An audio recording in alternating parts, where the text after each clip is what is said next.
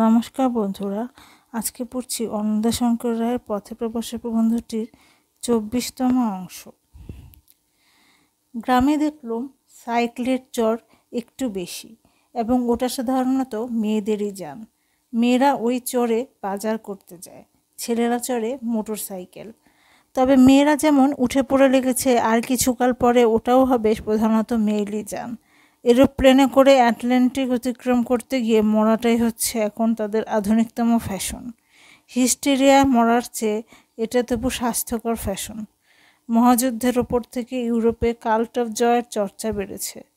যুবকরা জেনেছে যে কোনো দিন দেশেরটাকে প্রাণ দিতে হবে। এই নিষ্ঠুর যুগে প্রাণের মূল্য নেই, প্রাণ সম্বন্ধে সিরিয়াস কেউ নয়। সুতরাং যতক্ষণ শ্বাস ততক্ষণ আশ। যুবতীরা জেনেছে পুরুষ সংখ্যা স্বল্পতাবশত বিবাহ অনেকের ভাগ্যে নেই, আর্থিক অসচ্ছলতাবশত মাতৃত্ব আরও অনেকের ভাগ্যে নেই। সুতরাং যতটুকু পায় হেসে লব তাই। ঘোরতর মোহভঙ্গের ভিতরে এ যুগের তরুণ তরুণীরা বাস করছে। ছেলেদের চোখে ডেমোক্রেসির কালো দিকটা ধরা পড়ে গেছে। ঊনবিংশ শতাব্দীর সব আদর্শ খেলো হয়ে গেছে। জীবন নামক চিত্রিত পর্দাখানা তারা তুলে দেখলে এর পেছনে লক্ষ্য বলে কিছু নেই। শুধু বাঁচবার আনন্দে বাঁচতে হবে, হাসবার আনন্দে হাসতে হবে। এ যুগের তরুণ যত হাসে তত ভাবে না।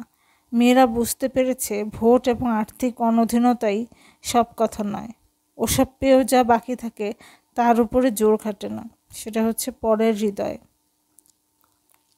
এ যুগে মেয়েদের মতো দুঃখিনী আর নেই।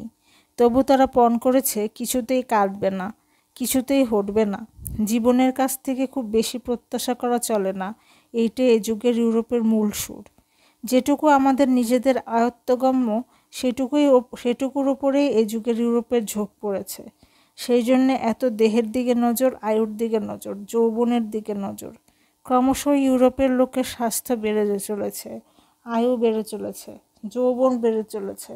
সেই গর্বে এ যুগের অগ্রসরপন্থীরা খ্রিস্টীয় চরিত্রনীতি মানতে চায় না। ইউরোপে এখন পেগানিজমের যুগ ফিরে এসেছে। দেহের উৎকর্ষের জন্যে এখন চরিত্রের 7 খুন মাফ। এ যুগের মানুষ নির্জনতাকে বাঘের মতো ডরায়। গ্রামের আদিম নির্জনতার ভয়েই সে শহর স্মরণ করেছে। শহরে অরুচি হলে মাঝে মাঝে মুখ বদলাবার জন্যে সে গ্রামে যায়। সেই সঙ্গে শহুরে আমোদ প্রমোদ আরামবিলাসগুলোকেও পুটলি বেঁধে গ্রামে নিয়ে যায়। প্রতি গ্রামের যে একটি নিজস্ব বৈশিষ্ট্য ছিল, নাগরিক সভ্যতার স্টিম রোলার তাকে থেতলে গুড়িয়ে সমতল করে দিচ্ছে। সেই সমতলের ওপর দিয়ে নাগরিকের দল 4 ব্যাংক চড়ে 2 ঘন্টায় 60 মাইল চক্কর দিয়ে যান। তারই নাম দেশভ্রমণ। এবং ছেটে কেটে সমান করে আনা দৃশ্যগুলোকে মুহূর্ত মাত্র চোখে ছুঁয়ে পর মুহূর্তে বিস্তৃতির ওয়েস্ট পেপার বাস্কেটের মধ্যে নিক্ষেপ করেন। তারই নাম দেশ দর্শন। তারপর সন্ধ্যা জুড়ে বন্ধ করে সিগারেটের ধোঁয়ায় অন্ধকূপ রচনা করে সেই গর্তের মধ্যে সিনেমা দেখা এবং ঘন্টার পর ঘন্টা ধরে আহার নিদ্রা বিশ্রাম ভালাপ। কাজের দিনে ভূতের মতো খাটুনি, ছুটির দিনে অরসিকের মতো সময় ক্ষেপণ। শহরে এই জিনিস চোখে লাগবে না, কিন্তু গ্রামে যখন এই জিনিস দেখি তখন কেমন খাপছাড়া ঠেকে। চারিদিকে সঙ্গে এর মেলে না। প্রকৃতি সেই আদিকালের মতো শান্ত সুস্থির আত্মস্থভাবে কাজের সঙ্গে ছুটির মিতালি করে গরজের সঙ্গে আনন্দের তাল রেখে একঠায় দাঁড়িয়ে একটি পায়ে নুপুর বাজাচ্ছে। আর মানুষ কি না কাজকে 10 খত লিখে দিলে তার অনুগ্রহদত্ত অবকাশটুকু লাটিমের মতো ঘুরে অপচয় করছে। সমুদ্রের কলরোলের দিকে কান দেওয়ার অবসর নেই। তৃণের সীমাহীন শ্যামলতার আহ্বানে চোখ সাড়া দেয় না। মাথার উপর উঠছে এরোপ্লেন, সমুদ্রের উপরে ভাসছে লাইনার জাহাজ, রাস্তা তোলপাড় করছে বাস মোটর, মাঠ তোলপাড় করছেন গলফ ক্রীড়ারত, টেনিস ক্রীড়ারত মানবমানবীর দল। গতিশীল সভ্যতা যে জীবনের আনন্দ বাড়িয়েছে এমন তো মনে হয় না, বাড়িয়েছে কেবল জীবনের উত্তেজনা। জীবনকে সচেতনভাবে ভোগ করা নয়, কোনো মতে হেসে খেলে ভুলে কাটিয়ে দেওয়া। নির্জনতার মধ্যে নিজের সঙ্গে একলা থাকার মতো শাস্তি আর নেই।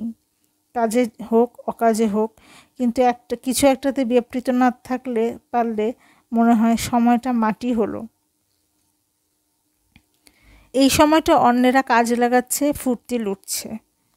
কাজের দিনে এক মুহূর্ত ধ্যানস্থ হবার জন্যে, স্থির হবার জো নেই, পাছে প্রতিযোগীর দল মারিয়ে দিয়ে এগিয়ে যায়। পেছিয়ে পড়ে প্রাণে মরি। ছুটে চলার এই বেগ ছুটির দিনেও সংবরণ করতে পারি না। নানা ব্যসনে নিজেকে ব্যস্ত রেখে মনে করি খুব এনজয় করছি বটে, ওই তো সক্রিয় আনন্দ, এই তো জ্যান্ত মানুষের মতো। আসলে কিন্তু এটাই হচ্ছে চূড়ান্ত নিষ্ক্রিয়তা। ঢেউয়ের সঙ্গে ভেসে চলার চেয়ে দাঁড়িয়ে থেকে ঢেউ ভাঙা বড় কঠিন আনন্দ। আত্মস্থ না হয়ে ভোগ নেই। তবে এই একটা মস্ত কথা যে একালের বাসন সেকালের মতো বলক্ষয়ী নয়। একালের মানুষ হয়তো দৃশ্য, গন্ধ, সঙ্গীতের রসগ্রাহী নয়, কলার নামে কৃত্রিমতাকেই সে মহামূল্য মনে করে। বাস্তবতার অন্বেষণে সে কল্পনাবৃত্তি খুইয়েছে। প্রগাঢ় প্যাশনের পরিবর্তে উগ্র সেন্সেশনকেই তার অনুভূতি জুড়েছে। তবু এসব সত্ত্বেও সে স্বাস্থ্যবান, প্রাণবান, বলবান। বিষপান করেও সে নীলকণ্ঠ। প্রচুর হাস্যরস তার স্বাস্থ্য বাড়িয়ে দিচ্ছে, অজস্র খেলাধুলা তার বল বাড়িয়ে দিচ্ছে।